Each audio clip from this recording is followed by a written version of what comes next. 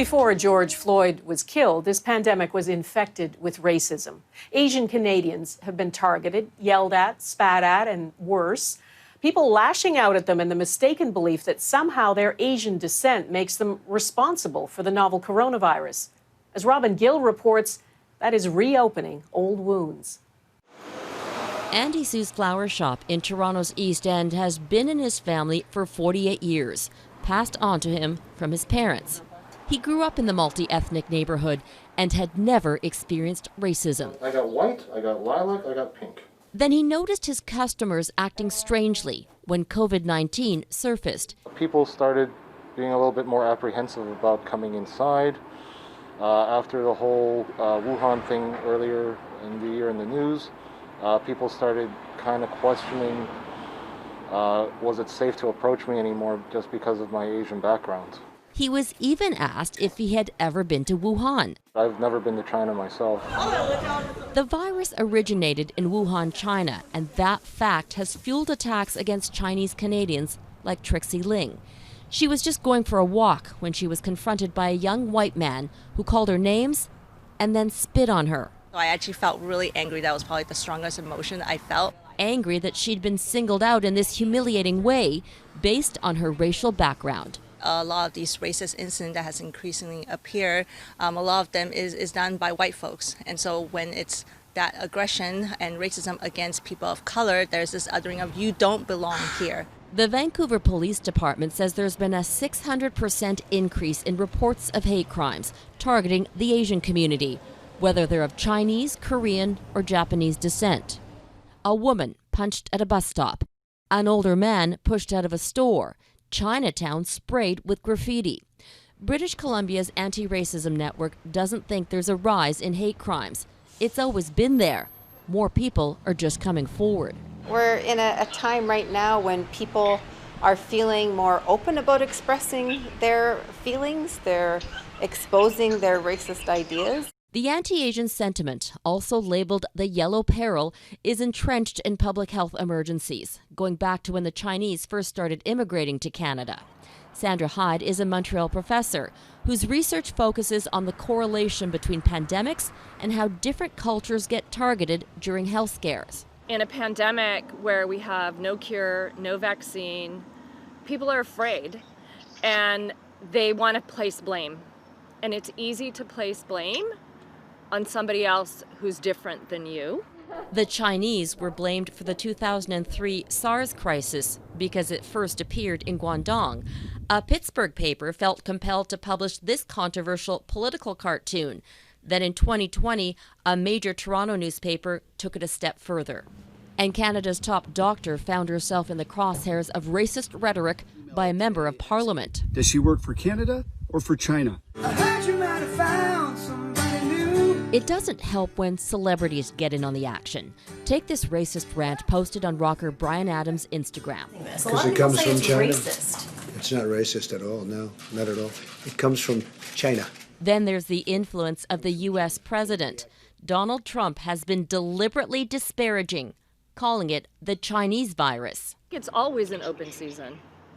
And I think recently it's been easier to be an open season because of the link between Asia and the epidemic, coming from China. People like Trump calling it the Chinese virus or the Wuhan virus without understanding that, viruses know no borders. Iran, too, was a hotspot for the new coronavirus. But the Iranian-Canadian community kept a lid on any attacks. In terms of anti-Iranian sentiments, there are and actions, there are cases that I'm aware of. But generally speaking, the community is not looking for conflict and they just want to let it slide. And we're trying to encourage them to come forward and speak out and feel comfortable doing that. The outbreak of racism is so palpable in BC that the Lieutenant Governor launched an anti-racism campaign. But sadly, our success has been marred by a troubling increase in race-based violence. Different Together is aimed at quelling the hate, but it's a challenge with the overt anti-Chinese language coming from south of the border. It's a topic that people need to be talking about, and we need to be normalizing the discussion about racism what's happened in the United States, Donald Trump has normalized the ability to be racist. And in Canada, we need to do things differently. We need to normalize this discussion. Anti-racism advocates believe it starts with education in elementary schools and should continue in the workplace. You have to make it mandatory, just like universities are now making workshops on sexual misconduct mandatory. I think you don't set it up as if it's an option. Trixie Ling knows she's now going to be a voice for change to end systemic racism. It's not just a one-off individual thing. It's actually a collective structural problem that we have. And Andy Sue has a message for anyone who wants to turn this pandemic into a cultural war. This virus has no face. It could happen to anyone, and we shouldn't be afraid of each other.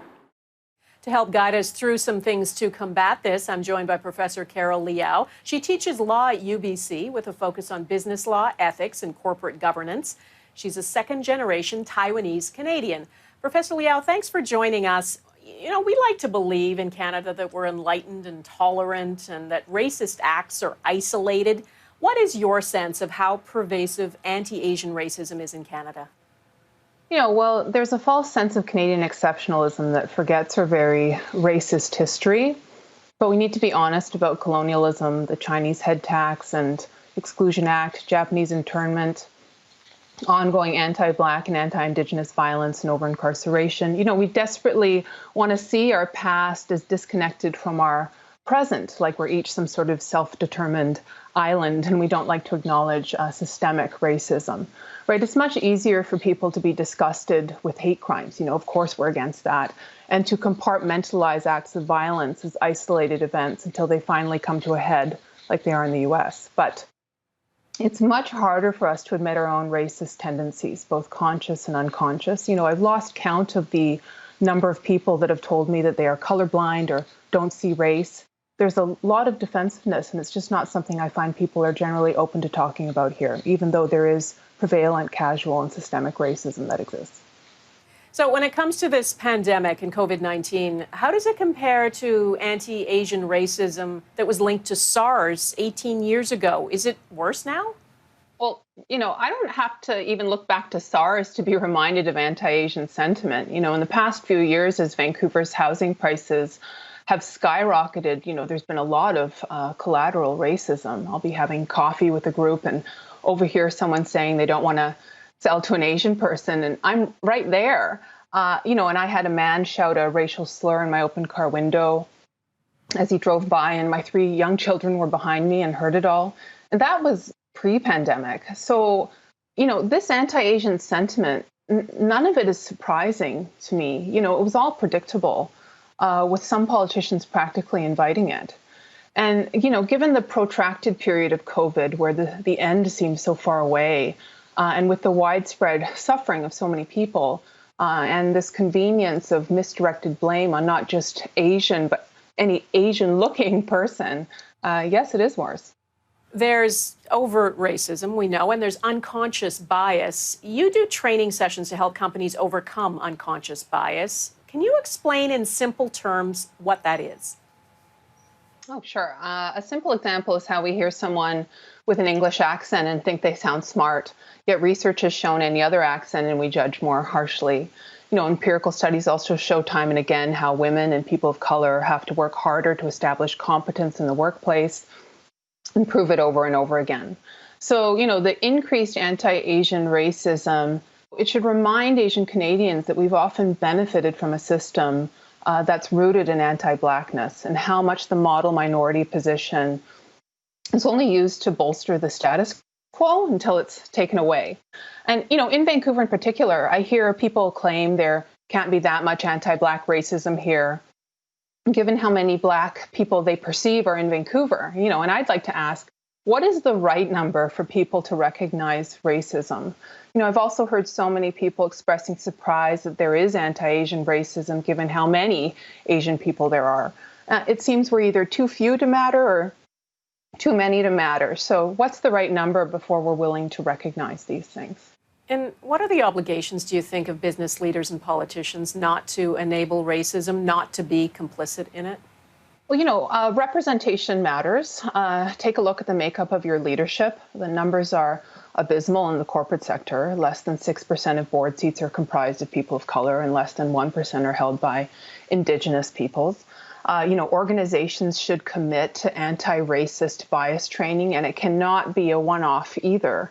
There must be education and deliberate ongoing interventions from both an individual and organizational level. They should amplify marginalized voices. They should have whistleblower protections and non-retribution policies, demonstrable inclusion practices. Each organization, of course, has their own issues, but there needs to be some introspection on the power dynamics within each institution. Do you think this pandemic could be a teachable moment about racism, or could it make it more pervasive? It's beholden on all of us to recognize that where we're situated in all of this.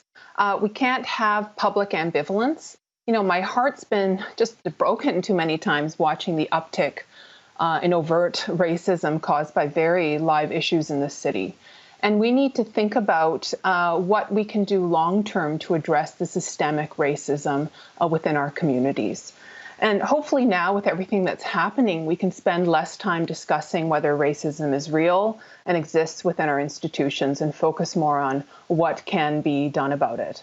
And change is the result of concerted, persistent, and ongoing efforts of many individuals that collectively move us towards change. And, time doesn't change things. Deliberate actions do. And we're living history right now. So it's time for us to step up and listen to those seeking change.